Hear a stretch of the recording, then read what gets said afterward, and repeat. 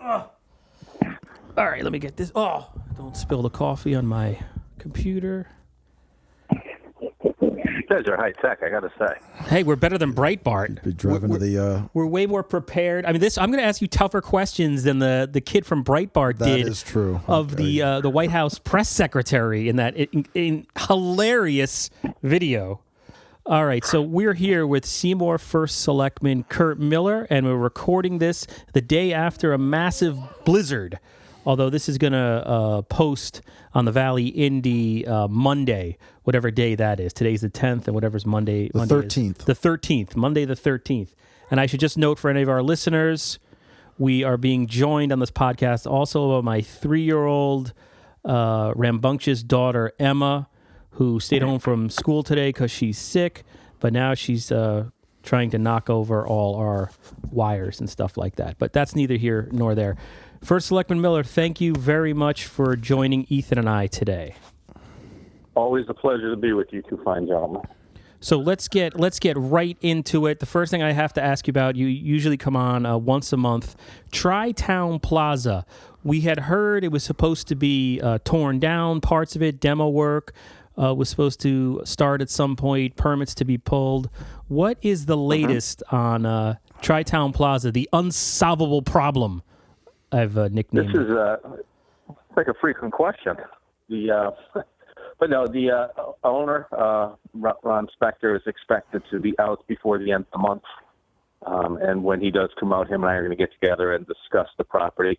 He would like to take the buildings down, but he is facing some remediation issues.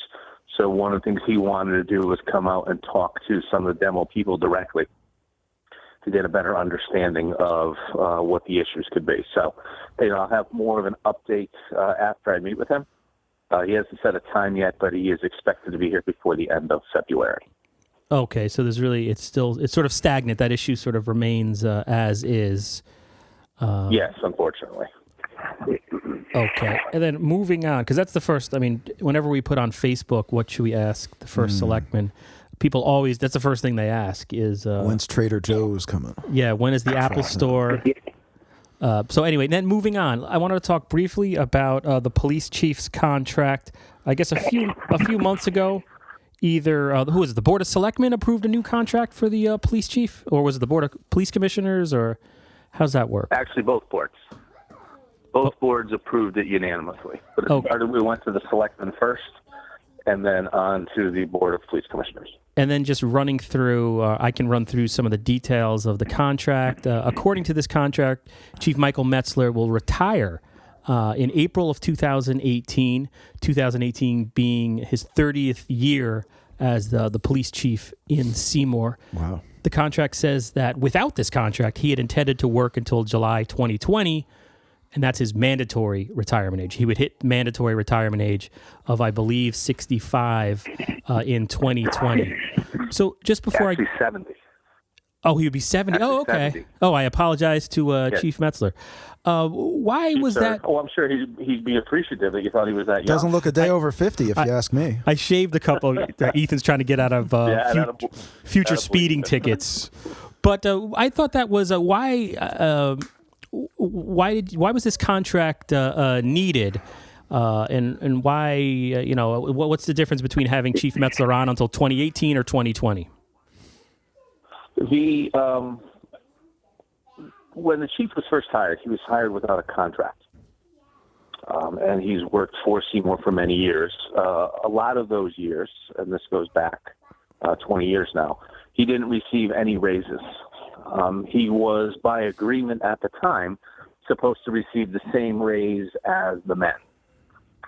For many of those years, or as the union members, as like have you, as the union members, the police officers. Same as the union members, yes.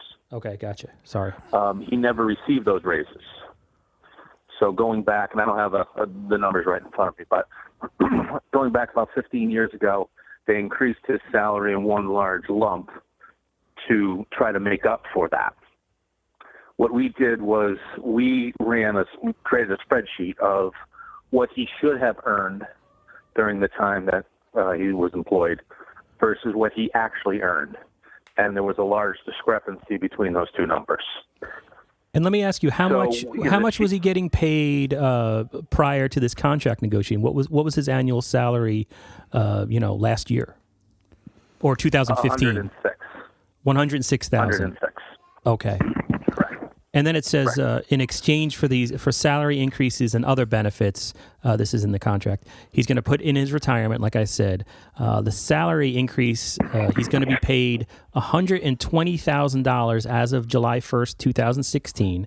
Then he'll get a $10,000 raise on July 1st, 2017. He gets 5 weeks of vacation. He gets paid for any vacation time not used in that final year. In addition, he gets 14 holidays, 20 paid sick and personal days. So that's how did you come about that number? That's what you were talking about. That $120,000 that is on the spreadsheet, and it's comparable to what other chiefs of police are paid in the area. The $120,000 is comparable to chiefs across the state, particularly those with his experience. I'd actually say that it's probably a little bit lower. But again, what we were trying to do is right the wrong of the past to avoid Seymour any type of litigation that it could have faced for that taking place, but at the same time come to an agreement with the chief that was fair and equitable to both sides that would allow him to retire on a specific schedule so that way the town can start the process of replacing him. And did the chief give any indication that without this contract he'd file a lawsuit? Was that sort of where it was going here? He made some indications that that's something that he would look at. He also indicated that he would probably stay then until he was age 70. So I think, coming to a very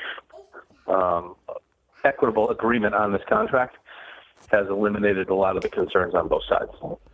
And then just getting back to some of the details into this contract, under his retirement, the town will augment his pension for the first 7 years with an annual. Are you okay, Kurt? It sounded like you just might have fallen into a paper shredder. No, I just coughed. I'm trying not to cough into the phone. Oh, sorry.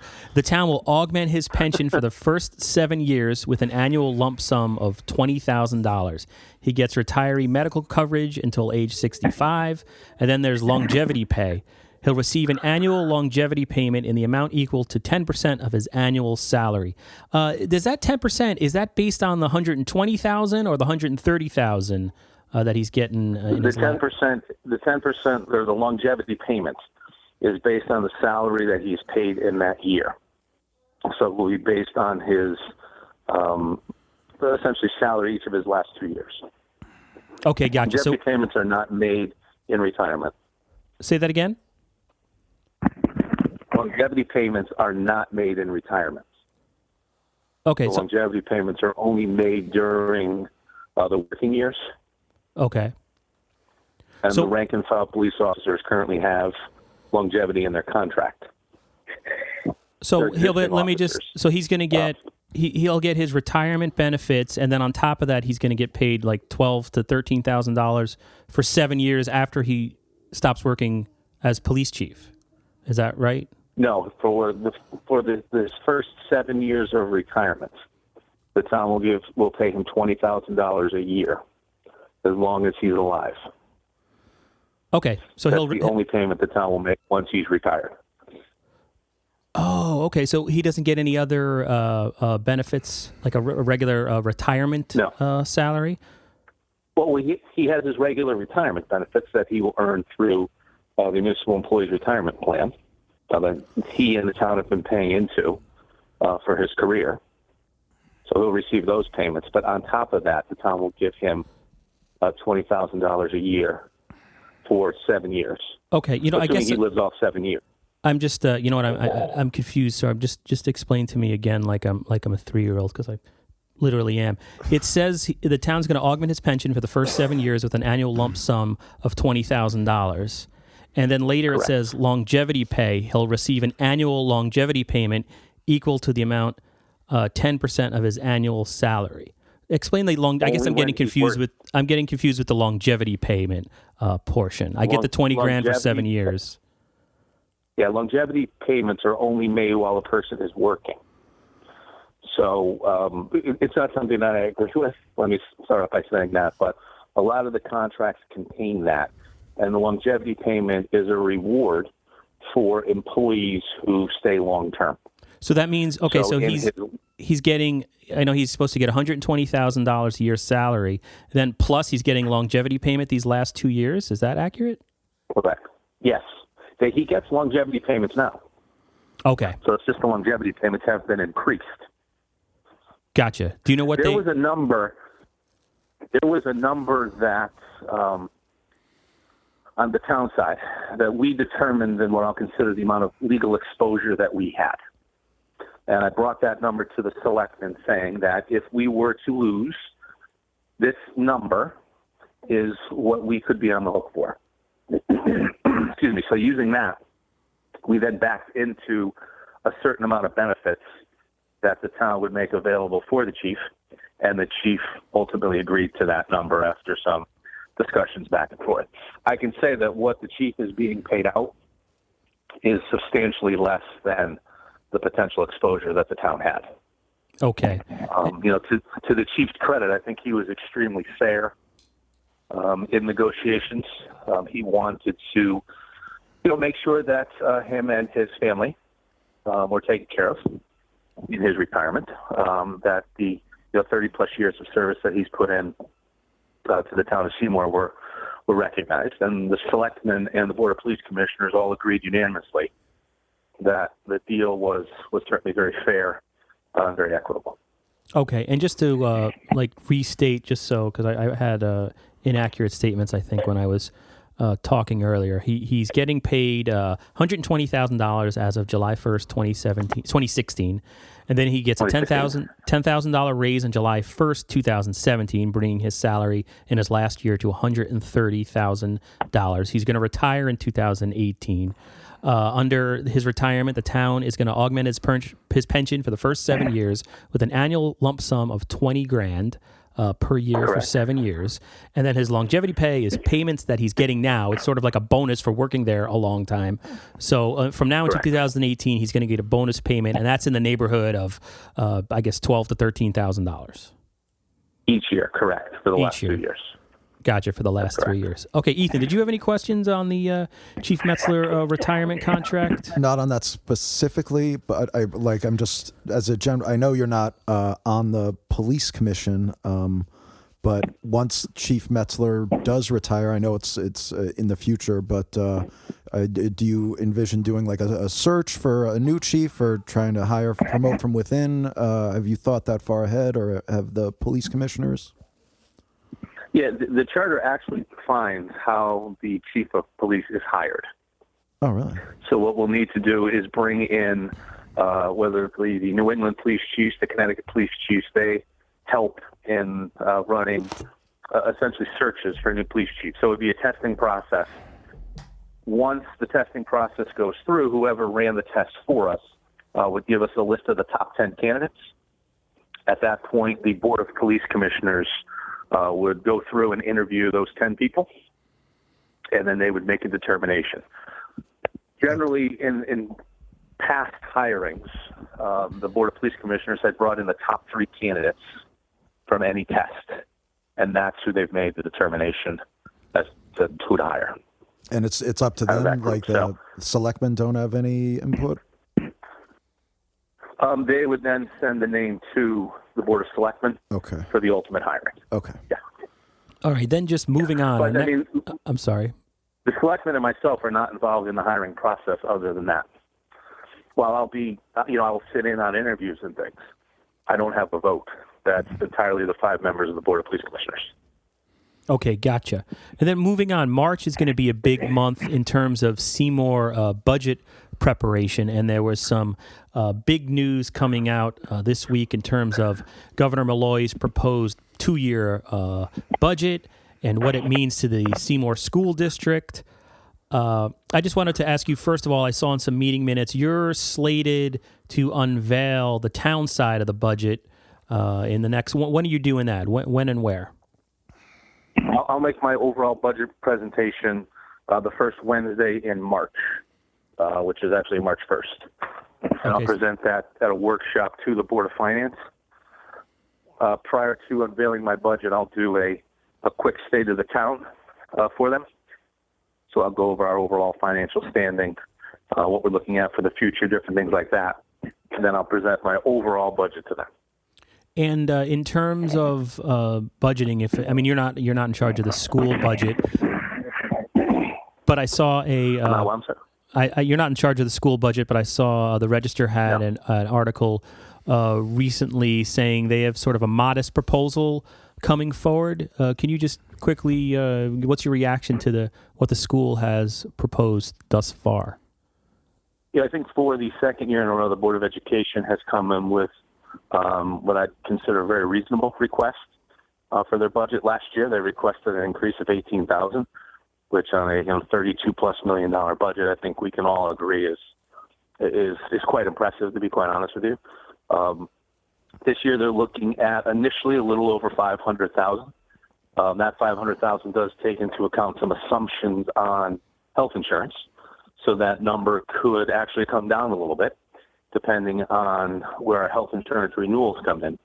But, overall, I think their initial request is extremely fair and something that should be given strong consideration by the people. My number will come in pretty close to their number as well. I'm a little bit lower than they are, but I think we're right in the ballpark. When you say your numbers, you're talking about your recommendation as to how much the schools should be funded? Correct. Okay. Gotcha.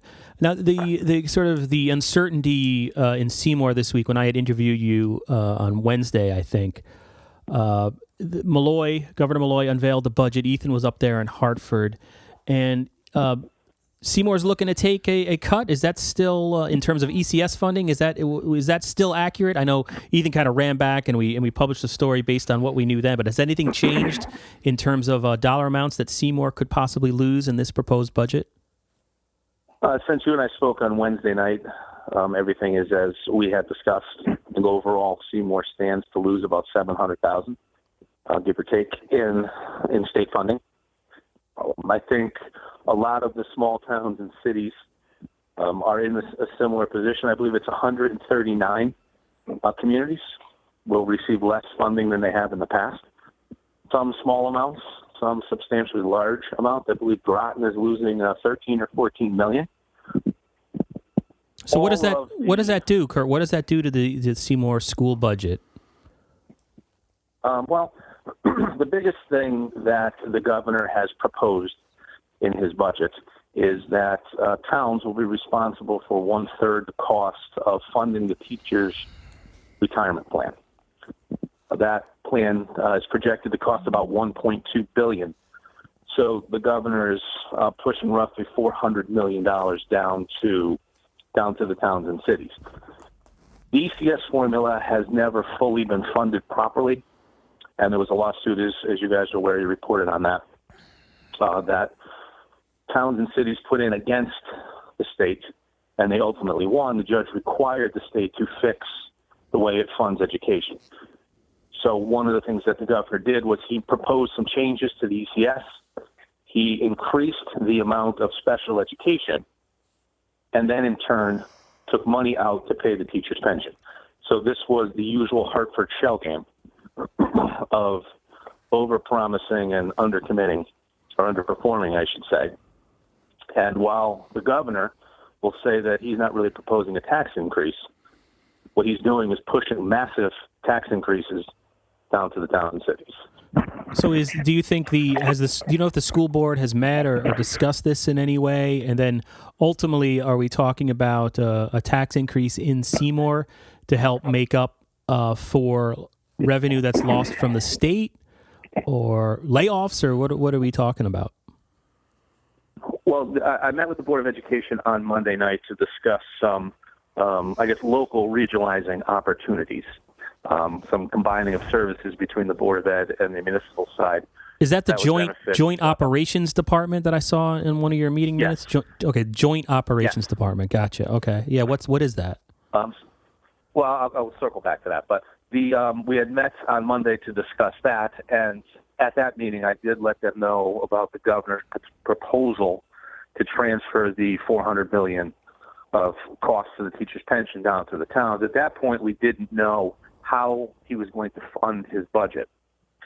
Since then, I don't believe the Board of Education has met, but I'm sure they are aware of the amount of cuts that they'll be impacted by. They've just been opening their window like Howard Beale in Network, screaming they're mad as hell and they're not going to take it anymore. That's essentially what. Yeah, I would think it's probably worse than that at this point. But my budget was about 95% done prior to the governor's budget.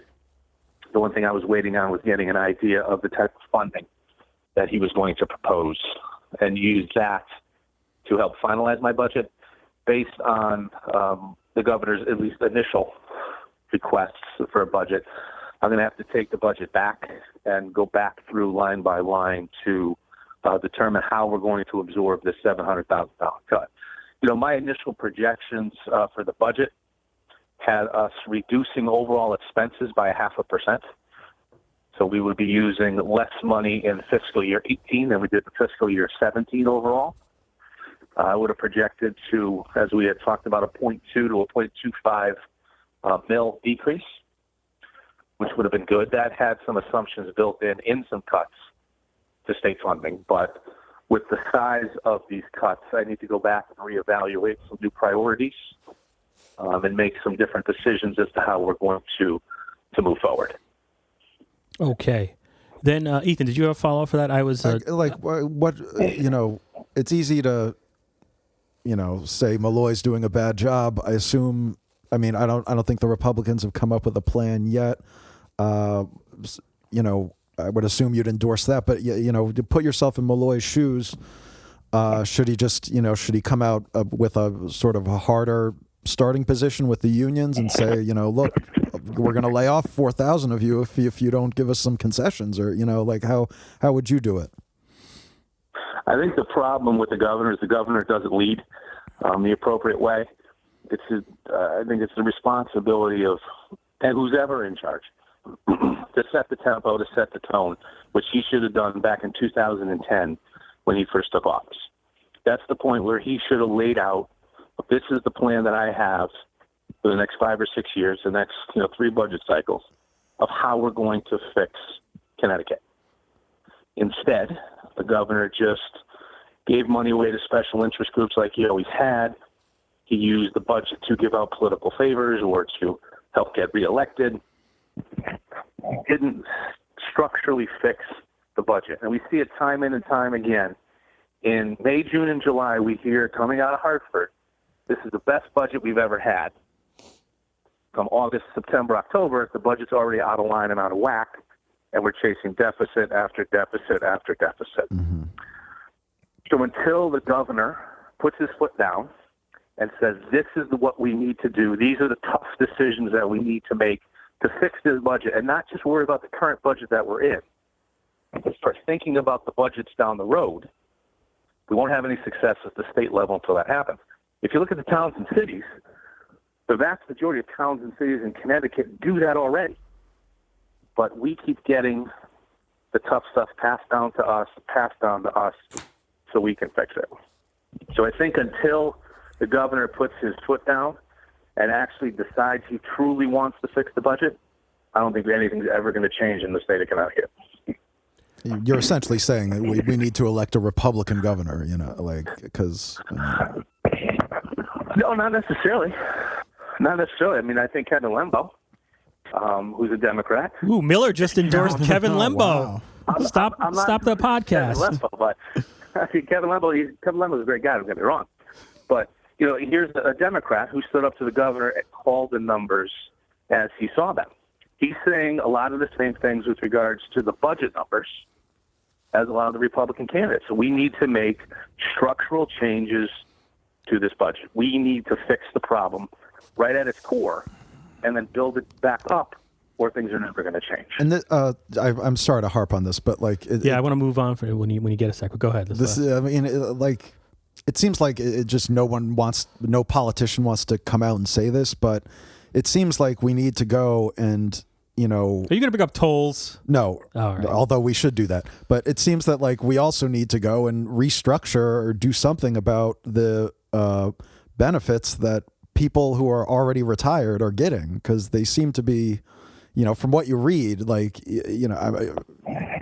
they seem to be people. They seem to be out of whack with like the reality that the majority of the people in the state are living. 100% agreement. If you look at some of these contracts and some of these agreements that employees have, their pensions a lot of time will be based on their top 3 years. So what you may have is a person who's earning, let's say, $60,000 a year. And in 3 years out of their final 10, they decide they're going to work a ton of overtime. And in those years, they make $100,000. So let's say they have a 30-year career working for the state. And over those 30 years, let's say their salary averages that $60,000.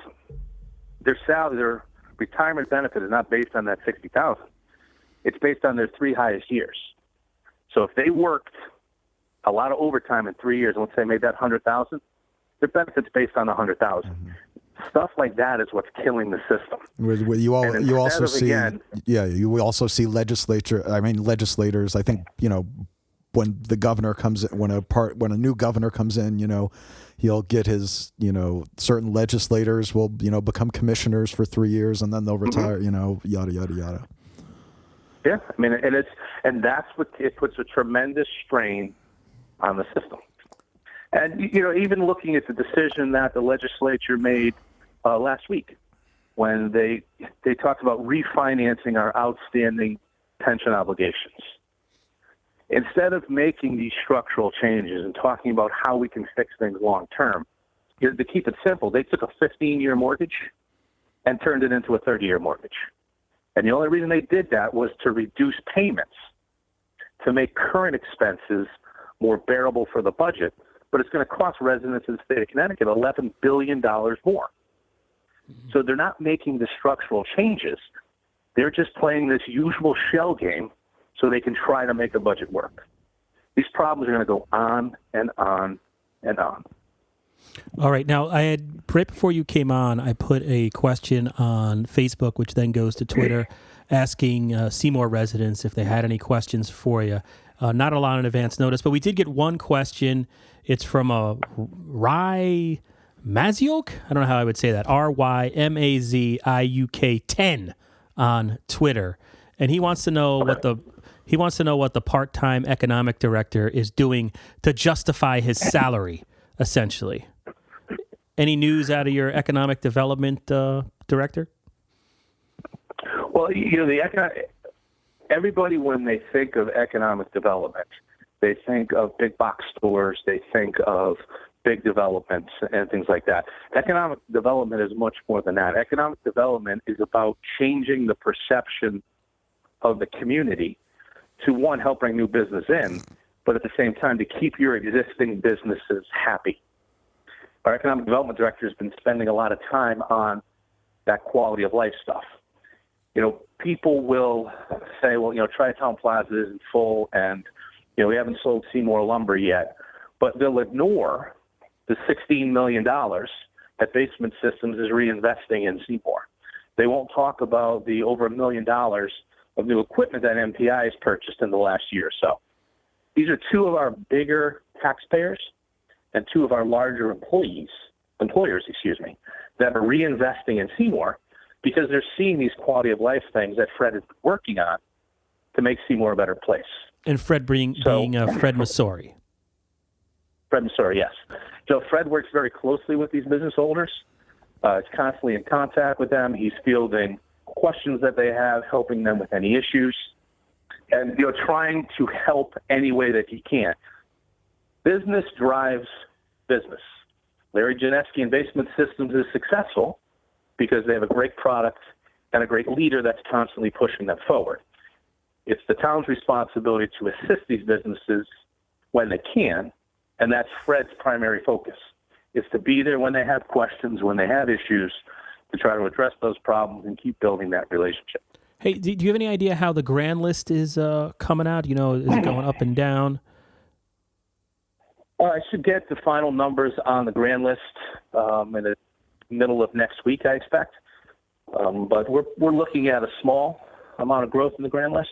Okay. Not a huge amount, but there will be some grand list growth.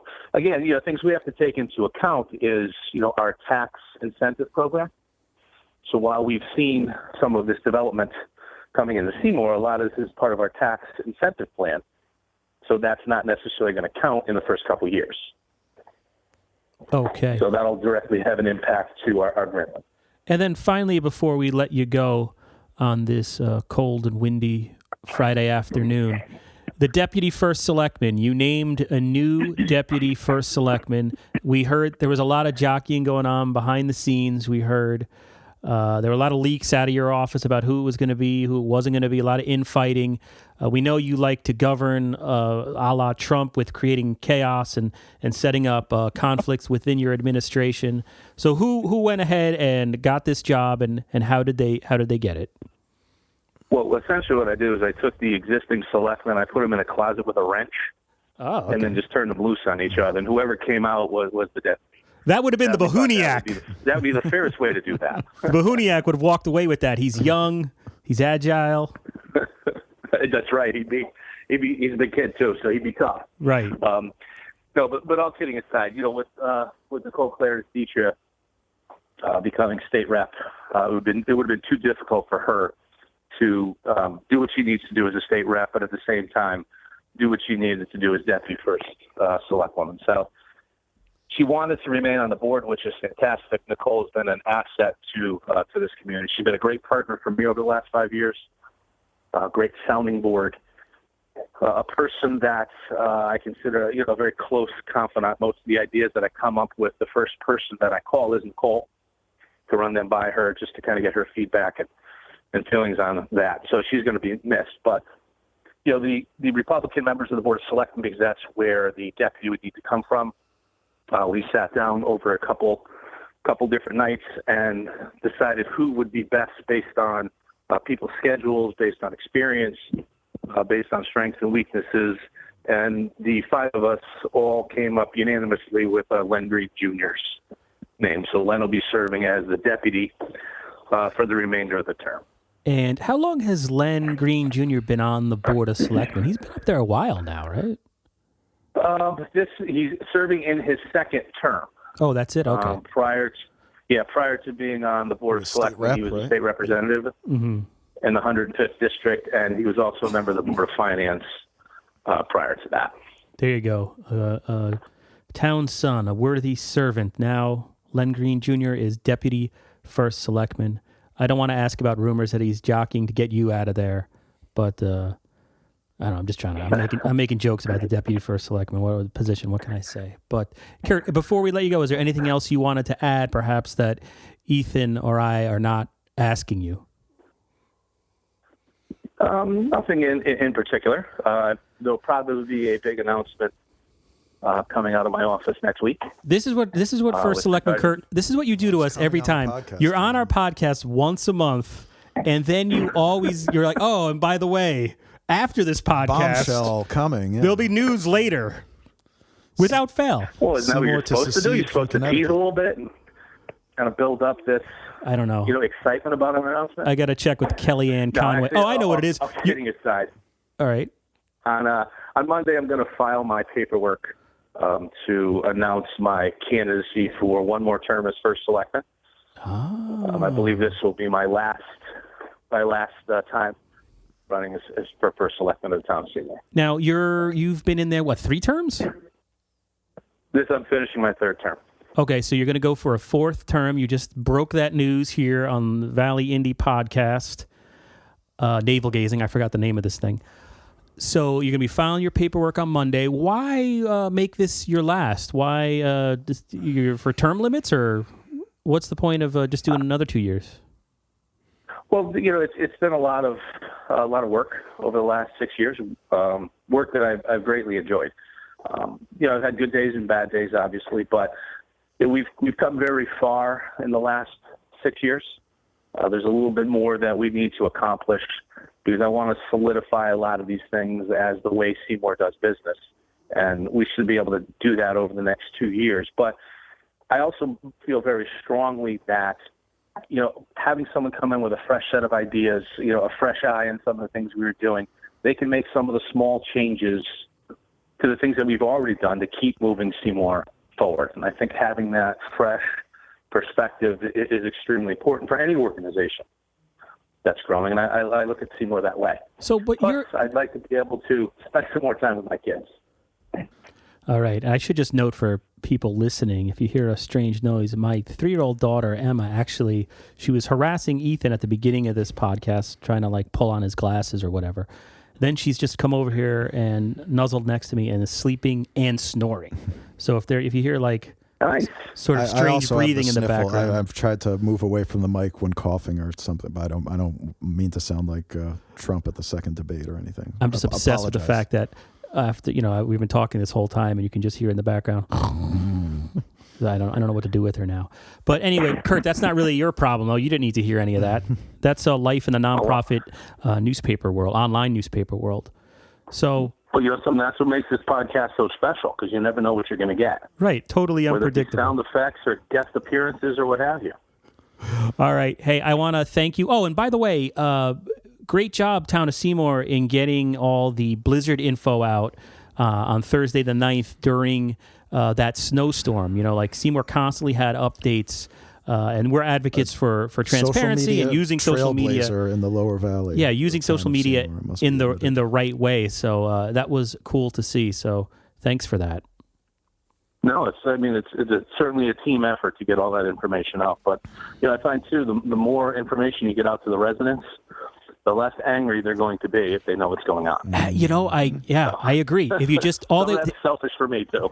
I totally see that though. People just want to there's an acknowledgement when it's snowing out. Simply saying, "Hey, it's snowing. We're plowing the roads," can really sort of put people at ease. For whatever reason, people just look for that. And though we don't cover Oxford a lot anymore, but George Temple also puts out. He says, "Call me on my cell phone," which it's not the biggest town, but full credit to that guy too. So and City of Ansonia and the police department and Seymour Police Department too. It was just cool to see.